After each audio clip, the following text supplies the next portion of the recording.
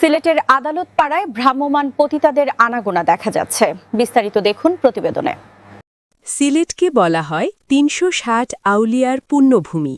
ধর্মীয় ও সাংস্কৃতিক ঐতিহ্যের জন্য এই নগরীর আলাদা সুনাম থাকলেও নগরের প্রাণকেন্দ্র আদালতপাড়া এলাকায় দীর্ঘদিন ধরে চলে আসা অসামাজিক কার্যকলাপ সেই সুনামে দাগ কাটছে। কয়েক দশক ধরে এই এলাকায় ভ্রাম্যমাণ পতিতাদের অবাধ আনাগোনা ও দৌরাত্ম্য স্থানীয় বাসিন্দা ও পথচারীদের জন্য চরম অস্বস্তির কারণ হয়ে দাঁড়িয়েছে। সচেতন মহলের অভিযোগ, নগরের আদালত পাড়া, জেলা প্রশাসক কার্যালয় সংলগ্ন এলাকা এবং আশপাশের রাস্তায় সন্ধ্যা নামলেই ভ্রাম্যমাণ পতিতা ও দালালদের তৎপরতা বৃদ্ধি পায়। অনেক ক্ষেত্রে দিনের আলোতেও তাদের বিচরণ চোখে পড়ার মতো। বছরের পর বছর ধরে এই ধারা চলে আসায় এলাকাটি এখন একটি অঘোষিত স্পটে পরিণত হয়েছে। আদালত পাড়া এলাকায় বিচার প্রার্থী, আইনজীবী এবং সাধারণ মানুষের নিয়মিত যাতায়াত।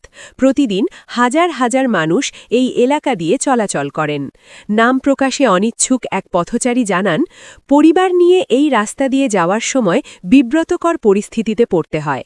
প্রকাশ্যে অনৈতিক প্রস্তাব ও অশোভন আচরণ এখন এখানকার নিত্যদিনের চিত্র। প্রশাসনের নাকের ডগায় এমন কর্মকাণ্ড কাম্য নয়। স্থানীয় ও সচেতন মহলের উদ্বেগ। সিলেটের সচেতন মহলের মতে, পবিত্র এই নগরীর প্রধান প্রশাসনিক এলাকার আশেপাশে এমন অসামাজিক কার্যকলাপ আইন শৃঙ্খলার জন্য যেমন হুমকিস্বরূপ, তেমনি তরুণ প্রজন্মের নৈতিক অবক্ষয়েরও অন্যতম কারণ।